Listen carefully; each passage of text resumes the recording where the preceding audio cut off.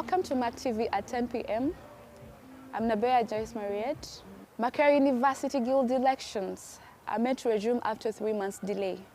However, they are supposed to be held virtually, and most students think that this is unrealistic. Nickson reports. Maberi University Guild elections were halted in July due to the death of UCU student Bewate Betungura. The elections are set to resume after close to 3 months. However, the elections resume with new guidelines, among which students say is very unrealistic and will not work. Another concern is the use of vibrance we have in these elections that makes students to own them, to participate, and to increase the voter turnout. All those concerns I share with you, but even then, the management that we may not trust has presented us with an online election. As students, we can't afford to stay away from the people. There's something I'm very sure of, it is that when the will of the people is too strong, you can't sabotage it. My plea and call to all students is to try and participate in this system. All of us must be heard, all of us must be heard through that online ballot. So let us please embrace the challenges, the difficulties it comes with, and because we have tried to challenge this before, but it is the only option they have left us with. Therefore, I implore all of us to undergo the necessary challenges so that we have our voice heard by voting for the right person. Online voting is very hectic because people are trying to vote, but things are not in the right directions. People are trying to vote, things are not coming out the way they expect. I personally, to vote, I have tried out like 20 times, but whenever I was trying to cast my vote, the system was telling me that the research page is not currently available. So if a student who doesn't have much interest in these elections like me learns to face just such challenges, they are more likely to give up with these elections. We are most likely to have a low turn up in these current elections. So in the next elections, I pledge to the university that we have these elections conducted physically, because this system of online is very hectic. I think we have not yet reached that level of using such technology. We were, I think, not prepared enough, because the system for sure has been corrupted in the morning right now. I have tried 20 times I myself in order to vote. So people have given up, and most of them are not going to vote.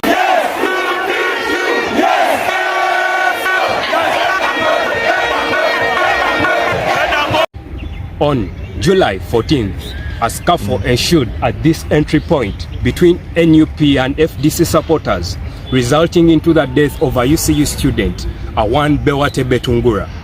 Bewate's death prompted Maberi University Council to ban the guild elections and introduce new electoral guidelines. Among the new guidelines is that Maberi University politics will be held virtually and will be purely non-partisan. However, different stakeholders say that these new guidelines will not leave the test of the time. But how true will this be? My name is Nickson Maberi, reporting for Campus TV. We are heading into the festive season. Transportation sector is one of the sectors that are under the spotlight. Who works in tours and travels, and he will be explaining to us how the year has been. Besides that, we would also like to know what are their expectations as we draw near to the festive season. Thank you so much for joining us on Campus TV. Briefly introduce yourself to our viewers. Yes, thank you for this opportunity. By the name is Andrew Barige, and I work with Barige Tours and Travel. I've been, of course, operating in this industry. It's now coming to 2 years ever since we got registered officially. Well, there has been so long. Yeah. Mostly to this particular sector, the transportation sector. We've seen fuel prices rise, we've seen a lot of things happening around the world. So briefly tell us, how has the year been to you people working in this sector? Okay. Now, this is what I'll say. For the transportation sector, first of all, I'll drive back to 1st January when the president officially opened up the economy. A few was removed. Private vehicles and public vehicles were allowed to carry any given number of people. And remember, we're from a period where we had been having effects of the COVID-19, looking at curfew. We are limited to transport the people, we are limited to a certain number of people we should carry. So that in a way hindered our profitability. And actually, if you remember, some companies actually closed. I remember one of them is Gaga Coaches. Of course, there are some other reasons, but we shall still attach to the COVID-19. So, 1st January, the entire economy is open, and now we think, now this is the time to get back this money which we've been making. And it started on a fair note. It was quite a little bit fair. Not until around February. So, yeah. As we draw close to the festive season, Christmas is here. I don't know in how many days. Yeah. So as this sector, we expect you to be working more than anyone else. Yeah. This is the season where people are going back to their villages, people are going for holidays, vacations and all that. What are your expectations? Well, we expect the best. Just that. Because of unforeseen circumstances. Travels are a little bit limited as we speak lately. One, people don't have money. And another, Ebola. People are scared to go to the villages where they normally go to have the Christmas fun because they have that perception of Ebola. But of course we anticipate the best, but we are not really counting so much on this season, basing on the surrounding circumstances. That's what I can say. Yeah, because travels, I walk on the road, I see quite few travels as compared to the previous festive seasons at around this time. So what do you think should be done to make this sector better? Well, first of all, I'll say it's the responsibility of the government to ensure that, because the fuel prices are reducing lately. Not so? But then the question is, why aren't the prices of goods and services reducing in these incidents? Reason being is that we as people operating in this industry, there is no way I'm going to reduce the price for you if I'm going to, because the reason why I'm charging that price is because I have needs to meet home. But remember, the goods and services I'm purchasing on behalf of my family are not reducing. So by all means, I have to charge you highly, regardless of the fuel prices reducing, for me to get back that profit. So I call upon the government to come in, and subsidize, charge fair taxes to us, the industry. Because when they charge fair taxes, we shall get much more money invested back to the economy, and life will be really good. Thank you so much, Mr. Barige. Thank you for joining us on Campus TV. And to you back, Nickson. As I said, Christmas is coming close and we have a few days left. However, this sector, according to Mr. Barige, they have low expectations due to the Ebola outbreak that is in the country. Thank you so much, Nickson, and our dear viewers. We looked at those involved into private sector to find out how prepared they are ahead of the festive season. Mbabazi Gloria has details. Most people desire to live in a clean environment. However, this doesn't seem the case with people living in Kamocha, in Kampala district. When you go to visit there, you are welcomed by polythene bags, plastic bottles, and liters of different rubbish everywhere. Pennilope has details.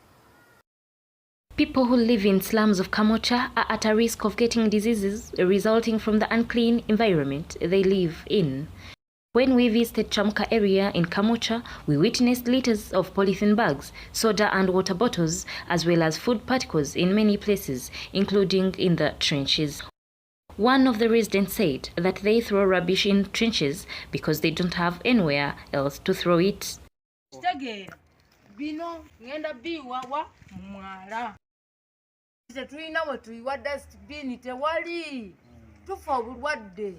Ogaso Godfrey, one of the leaders in the area, said that however much they have tried to sensitize people about dangers of littering polythene bags and plastics in the environment, most people have totally refused to comply.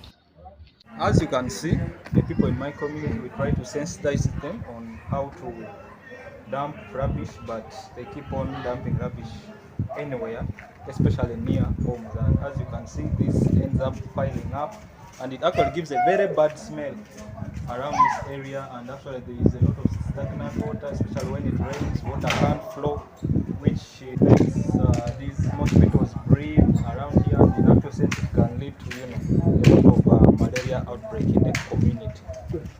Maclean Ingabiire for Mac TV. We shall now take a short commercial break.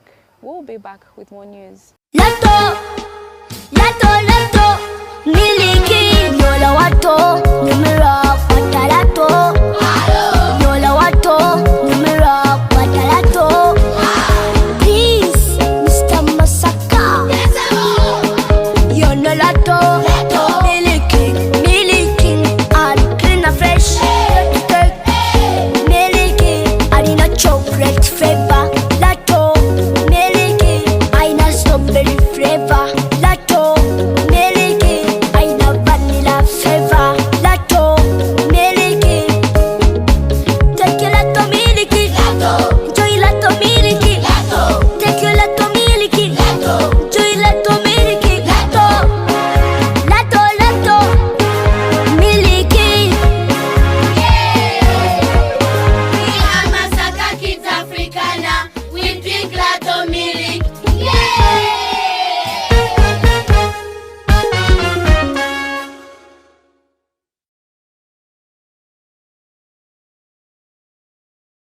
Very many businesses in Kampala are still affected by the effect of COVID-19 even after the lockdown was uplifted. Our reporter Kulthrum is live on ground to tell us more about this issue. So many businesses have faced a lot of challenges during this COVID period, forcing some of them to close down.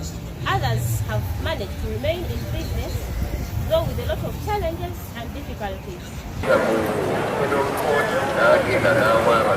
COVID-19 has affected us in one way or another. First of all, customers are reduced. And the people who come with the low prices. I think what we are going to do next is just going in for short loans that will make us open our businesses. We have been with so many problems. We have been like in 2 years down. We have faced like we had few customers because there are no movement of people. We are recovering slowly by slowly. We are recovering slowly by slowly. That's what I can say. I won't say we are stretched, but we are just waiting for our customers to come back. Yeah, that's it. We're just praying for customers to come back. COVID really came in, stepped in, and that was 2019, March 18. So we got a little bit of more challenges. One, since our business needs it's a little bit more capital intensive, it was really tight to maintain the business. The mere fact that we first blocked, then we had no access to any funds, no government posts, no what, so it's a private business, so and it needs a lot of capital to run it. One, we have a lot of workers, employees that are there, that are doing very good service, so abruptly the virus steps in, so everything was shut down. It means there was no business, we were at a standstill. But the biggest challenge I faced is, I think, that is the capital, to maintain the capital. It's quite a challenge. Since every day, this is a daily income earning business, and still, if it's daily income earning, that means it needs daily input. So the input costs usually charges a lot. At the moment, you have to look for a client, because the client will say, I'm on Jumia, so you have to engage yourself with service delivery agents like Jumia, Glovo. So that it's quite challenging because there's some percentages, there's a commission that they attach, and when you don't have enough capital, you cannot maintain it. That is the only challenge. That is the second challenge. The first, change of the clientele, because you have to look for more clientele. People have changed business, and business has totally changed, and capital is not there to service that. The change, it's quite a big change. It's very, very tricky, because you cannot pull people from the roadside and come in and all that. Yet you still need quality and need to put yourself out there. You need to push the brand. I think those are the challenges. Yes. Capital and change of clientele. How I've overcome it? It's God's grace. I wouldn't say it's my understanding.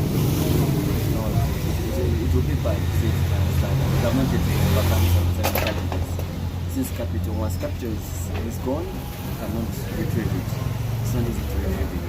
But what you do is that you make sure what you have, the little you have, you maintain it. That is the first thing. And knowing your brand. I might have rushed some things, but once you get to know your brand and you know what your standards are, you can always look for that capital. Because you cannot be crybabies, wait for the government, do this and that. Because still the government has a lot of burdens. So you cannot come to satisfy your needs. As human, you have to think. When you put in a tight box, you have to think out of the blue.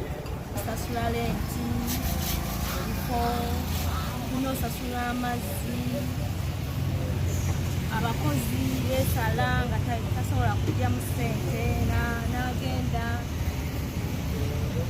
bitunyize nnyo naye kale katusabe tugende gye batuguddewo tugenda tulowooza nti kinaaba okuke tugende gye batuguddewo Zabali Kulthrum, Maberi. Most training for boda riders in Kampala has failed to take off today as scheduled. At a consultative meeting in Kampala, the operators argue that the directive issued by the Minister for Kampala valueless and lacks their input as stakeholders. Accidents related to boda are at alarming levels. This dilemma is largely attributed to poor road usage by boda riders who operate with little or no training. There is a problem of streamlining it. Streamlining it is decided from those offices. KCC as it is duty of gazetting stages and color sensors and even in police. There have been some lacking of trainings. Consequently, the government contracted several driving schools to carry out the exercise. So we've been undergoing training with the Ministry of Works, with KCCA, Uganda Police, to help prepare us in training the boda riders. We are very committed to changing the industry and making it better and safer for all road users. The boda operators are defiant. They have set forth their grievances which they want addressed before they respond to the training. Bukakafu ki bwe batulaga nti ebintu bye training abantu ne bye tubagamba tebagenda kuddamu kubimenyawo. So ensonga eyo twetaaga government eveeyo n'eddoboozi ery'omwanguka ate nga tulaba nti deputy director si yandibadde alambika omulimu guno ogw'okutraininga nga bwe gugenda maaso. Tusuubira nti Minister of Works and Transport General Katumba Amala yandivuddeyo nga yali mu nsonga eno okutegeeza abantu nga training bwegenda maaso. Nabea Mariet, reporting for Campus TV. We've come to the end of our news bulletin for tonight. I'm Nabea Mariet. Have a good night.